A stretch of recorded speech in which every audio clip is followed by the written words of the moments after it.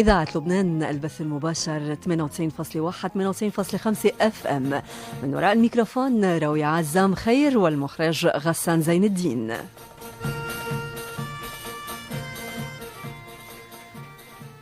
مثل ما بيكبر قلب الأم لما بتشوف ولادها عم يكبروا سنة ورا سنة، بتكبر قلوبنا لما منشوف ولادنا عم ياخدوا دورنا ويوزنوه بمقاييس الأحجار الكريمة.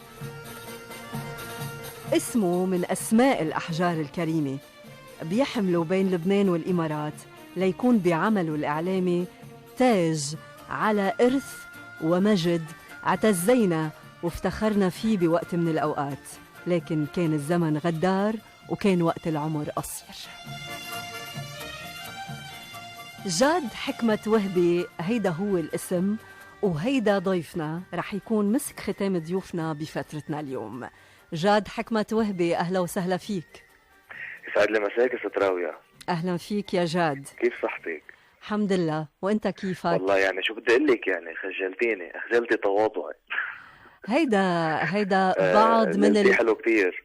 هيدا كلام وإحساس من بعض من اللي ورثناه عن الراحل حكمة وهبي يا جاد، لأنه نحن كنا نتابعه وكنا نعرف كيف يحس، وما بننسى، وخصيصا أنا ما بنسى 3 عبارات لإله ببداية كل فتراته الإعلامية: يا رضا الله ورضا الوالدين ورضا المستمعين. صحيح 100%. أنا بدي مسي عليك وأقول لك ثانك يو كثير لك على هذه المقدمة، وأنا بعرف أنه ما بدك يعني شكر كتير لأنه كل الحكي من قلبك أكيد. فنكتفي نقول لك أنه شكرا، وشو بيقولوا بتحكي بأصلك يعني. جاد وهبي، ايه تفضل. لا قليلة. جاد، أهلا وسهلا فيك بإذاعة لبنان، وبدي بلش هيك معك بكيف جاد قلب واستذكر صفحات الوالد الراحل حكمة وهبي، ومن محطات حياته وصفحاتها شو كانت خلاصة استطلاعاتك؟ هلا أنا قبل بدي لك بدي أقول كمان إنه أنا كتير سعيد إنه أنا على إذاعة لبنان، وبدي كل أصدقاء الإذاعة. أنا كنت حابة تكون موجود معنا بالاستوديو، بس بعرف وقتك وإنه أنت مسافر بكير. نعم، يعني الوقت ظروف السفر وحد بيجي من السفر فهيك بيكون كل شيء مضغوط، فبدنا نجرب. يلا لقاء تاني ما إن شاء الله أكيد بتشرف بلقاء تاني أكيد. وأنا زير إذاعة لبنان قبل، يعني مش أول مرة، فمعودين يعني على زيارتها. والله يعني شو بدي أقول لك، أنا هلا بيعرفوا بتصور يعني الناس اللي عم يسمعونا كثير منهم بيعرفوا إنه لأنه الحديث حكينه أكثر من مرة إنه أنا ما بعرفه للوالد، يعني ما لحقته. نعم. بس أكيد يعني كان المعرفة بتشوفي بعيون الناس اللي بيحبوه، بلافة الناس اللي حبوه، بتربي على، يعني أنا ربيت على هيدا الجو. خلص إنه أنت بتعرف بيك مين كان، يعني هيدا أول كلمة بتنقال. نعم. كنت بعدني كتير صغير يعني. نعم. وخلص الله يرحم بي، واللي بيشوفك مثلا بصير في عنده مزيج يعني بين ضحك وبين بكي وبين انه مبسوط كتير فيكي وبين انه عم يترحم على الوالد. يعني هيدا الجو ربيت عليه من انا وصغير. واكيد لا شك انه الوالده لعبت دور كبير، تحيه لها، لانه طبعا يعني عيشتك بهيدا الارث وبهيدا المجد. طبعا لانه عشنا على يعني التسجيلات الموجوده. صحيح، هذا اللي بدي اسالك عنه، انه الله يرحمه حكمة وهبي اكيد عنده تسجيلات وعنده كتابات طبعا. صح، موجوده. يعني موجوده هلا تسجيلات اكثر من كتابات. تسجيلات صوتيه نعم وفيديوز كمان موجوده للبرامج التلفزيونيه اللي انعملت. فكله موجود، يعني موجود. نحن بعدنا عنا في البيت بالجبل بالمختارة موجود. في كتير كبير مفروض يكون موجود بأرشيف راديو مونتي كارلو. ما بعرف يعني لما بتكون موجود بوقت طويل جاد هون بلبنان، يعني يا ريت نحن وياك بنعمل ندوة حول هيدا الإرث، ومنجرب انه نستخلص منه كتير اشياء حلوة ونقدمه للناس، يعني بالإضافة للي انت عم تصنعه اليوم. صحيح، انا بتمنى والله، يعني ان شاء الله هذه فرصة قريبة، بلكي بالمرة الجاية اذا كان عندنا قعدة محرزة يعني بنحكي بنتواصل من أولها، وأنا يعني بتشرف، إلي شرف. خبرنا جاد عن عملك الإعلامي بالوقت الحاضر، وين وليه عم بتسافر، وشو بالضبط شو عم بتقدم بالدول العربية؟ طبعا أنا بالإمارات، بدولة الإمارات، اللي طبعا بوجه تحية للدولة ولشعبها ولحكامها ولكل المقيمين فيها. أنا موجود بالإمارات من أكثر من سنة ونص، دغري يعني من بعد الجامعة على الإمارات، وأنا عندي برنامج إذاعي يومي يعني على راديو الرابعة بالإمارات، وكمان بيبث مباشر على التلفزيون عجمان، على قناة عجمان الفضائية. شو اسمه البرنامج؟ اسمه على ورق الورد. على ورق الورد.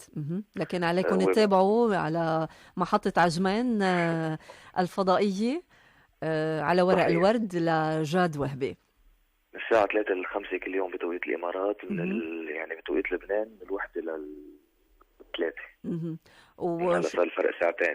لأنه شو طبيعة البرنامج؟ اتصالات مع الناس؟ هو برنامج منوعات، يعني هي إذاعة أفلام وبرنامج منوعات. هذا طبعا الإذاعات كلها يعني بالإمارات. هو برنامج منوعات، برنامج يعني طرح فكرة معينة، طرح موضوع للنقاش، للحلقة، خبريات منوعة، تواصل مع الناس عبر التليفون، أحيانا عبر الأسماس. في فقرات معينة بنعملها بيبعتوا أسماس، بيتواصل عبر صفحة الفيسبوك. هلا بتعرفي السوشيال ميديا عاملة غزو غير شكل يعني، صار كله على السوشيال ميديا. فكمان يعني هو الهدف الأساسي هيك شوية انرجي إيجابية، شوية طاقة بنعطيها للناس. يعني المنطقة أبدا مش بحاجة لانرجي إيجابية أبدا. بحاجة كتير. أكيد.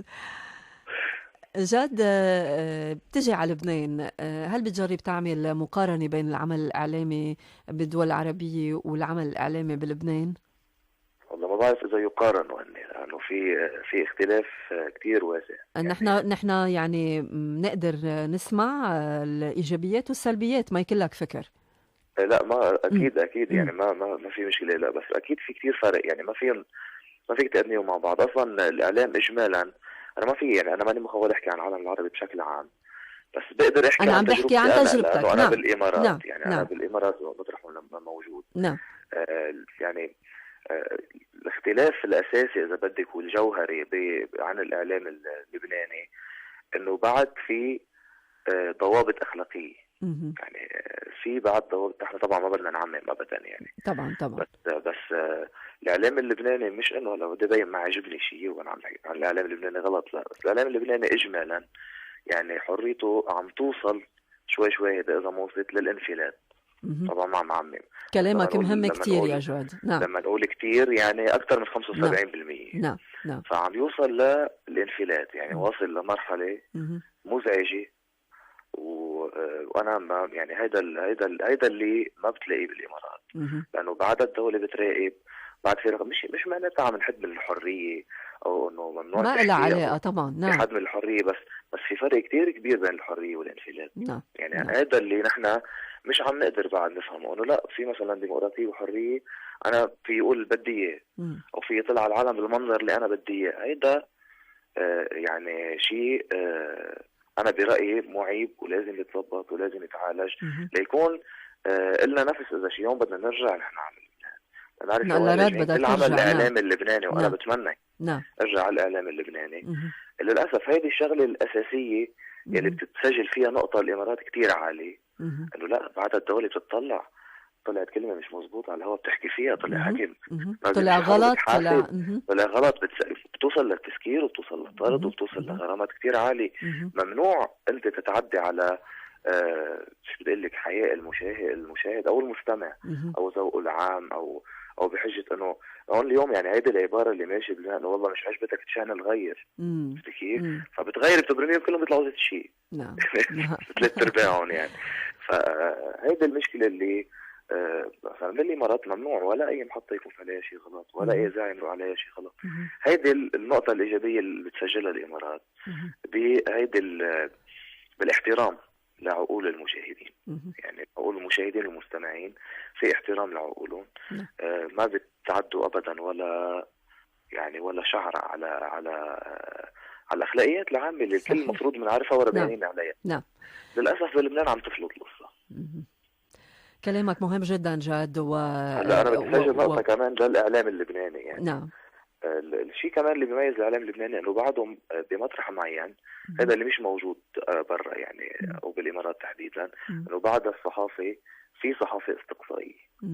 يعني لا بالامارات ما في صحافه استقصائيه، بس لسبب كتير بسيط، لانه ما عندهم شيء يستقصوا عليه. يعني بكل بساطه الدوله والحكام مأمنين كل شيء، لدرجه انه ما انه بحاجه الاعلامي او المواطن يستنتج باعلام مثلا ليوصل رساله او ليعملوا تحقيق بموضوع معين. هو الاعلام الاستقصائي بينشأ للضروره، لانه صح بينشأ للضروره، في سبب، ما له يعني في سبب طبعا ما له اي بيئه حاضنه بدوله مثلا. صحيح، بدوله فيها رقابه نعم.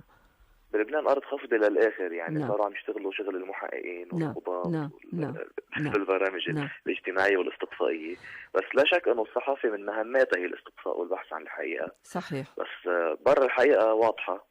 هون ما بعرف إذا في حقيقة يعني. جاد، كيف عم بتفكر تطور عملك الإعلامي، وشو عندك بالمستقبل؟ هل رح تتابع هيدا إطار المنوعات أو في شيء جديد ممكن نسمع عنه؟ والله ما بتعرفي، شوفي أنا بعدني عمري صغير يعني، بعده العمر كله إن شاء الله والعمر الطويل. الله يخليك يا تسلمي. بعدها بهيدا العمر وبهيدي الفترة الهدف الأساسي بيكون اكتساب خبرة، تطوير الذات ثقافيا ومن ناحية الخبرة ومن ناحية العمل. وبعدين يعني ما بتعرف الفرصة كيف بتجي، التطور كيف بيصير، هي بتصير بفرصة بلحظة، خصوصي بهذا يعني انت بتشتغل بالعمل الاعلامي وبتعرف يعني ممكن يعني المعتمد على الفرص اجمالا. نعم. حتى الفنون بشكل عام يعني عليك انت تجتهدي وتطوري من ثقافتك الذاتية ومن خبرتك بمجال العمل. والفرص بتجي لوحدها، وانا مؤمن الفرص بتجي لوحدها. وكانت فرصة ممتازة. انا انه هلا راديو الرابع يعني بالامارات، اللي موجودين بالامارات بيعرفوا كتير منيح انه هي الراديو الاول، وبفرق كتير بعيد عن اقرب المنافسين يعني. وهي راديو عتيق يعني قديمين بالعمل الاعلامي. فما بنعرف يعني بعدين كيف ممكن تكون نقله. بس انا اذا بدي ترجع لإلي اعمل لك رغم كل الاشياء اللي حكيناها، بتمنى ان ارجع اشتغل ببلدي، وبتصور هيدا حل كل حدا مغترب يعني. نعم. ونحن انا بتمنى ارجع على العمل الاعلامي اللبناني اكيد. بس ما بعرف، ما يعني مش مريح الجو. وبتصور انت بالعمل وبتعرفي. عم تفكر تعمل خطوة على دول أوروبية فيها إذاعات عربية؟ هلا انا بحمل الجنسية الفرنسية. بعرف اي. فيعني قد تكون فرنسا محطة قادمة فرصها عالية يعني. ممكن تكون يعني، بس هي يعني تتأثر بظروف الحياة يعني. بدنا نشوف الحياة كيف ظروفها بتصير، وين بتودينا، ما حدا بيعرف، خاصة لما بيصيروا اثنين. خاصة لما بيصيروا اثنين. ميرا حدك؟ ضحكت هلا.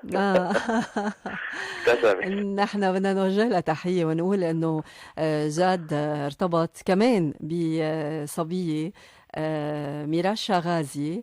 ميراشا عندها طموح إعلامي كبير، وأنا بعرف أنه صوتها حلو جدا لأنه مقربة منها أنا أيضا جدا. ونحن كمان نتمنى لها مستقبل حلو. هلأ لأنه صرتوا اثنين أكيد ممكن يكون العمل أحلى وأشمل وأمتع وكمان مكلل بالنجاح. كثير بدنا نبارك لكم يعني، بدنا نقول لكم مبروك من إذاعة لبنان لخطبتكم وعقبال الفرحة الكبيرة. يعني الله يسعدها، هي علقت علقة كثير منيح، كثير منيح. إذا الارتباط ما بيكون علقة يا جاد يعني ما في نتيجة منه. هو أهم شيء يكون علقة ويتعلق. نحن كمان شرفنا بوجودك يعني بخطوة. شكرا يا جاد. أنا بدي أتمنى عليك أنه ولو يضل ببالك تحضير ولو برنامج للبنان، ممكن مثل ما بيصير بتروح على دولة تانية وبتشتغل بتعمل برنامج، ممكن تجي تسجل برنامج بلبنان وتترك لنا هالبرنامج هيدا ويسمعوا اللبنانيين، لأنه كتير حلو. أنا كتير بتمنى أنه صوتك يطلع على الإذاعات اللبنانية أو تلفزيونات أيضا. بدي أشكر وجودك معنا، نتمنى لك التوفيق. أنا هيدي أمنيتي كمان يعني. ونتمنى لك التوفيق وين ما كنت موجود، وشو ما كان اختيارك لمستقبلك، وكمان دايما تروح وترجع لنا بالسلامة.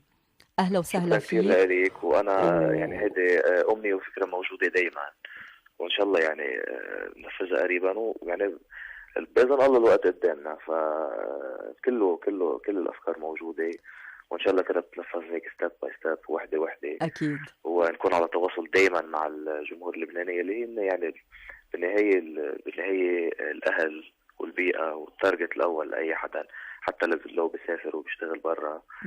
حتى أنا الوالد كان عنده هيدا الهم، يعني إنه حتى لو بفرنسا كان عنده هم دايما يكون عنده إطلالات على الشاشات اللبنانية، تواصل مع الناس اللي بلبنان.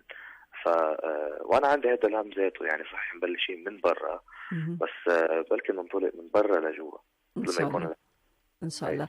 جاد وهبي وميرا غازي، المخرج غسان زين الدين بده يبارك لكم على طريقته.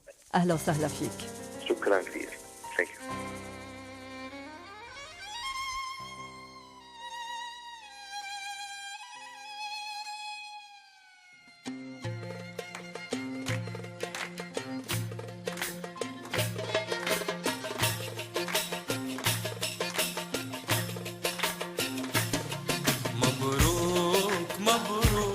يا حياة قلبي مبروك مبروك مبروك، يا حياة قلبي مبروك.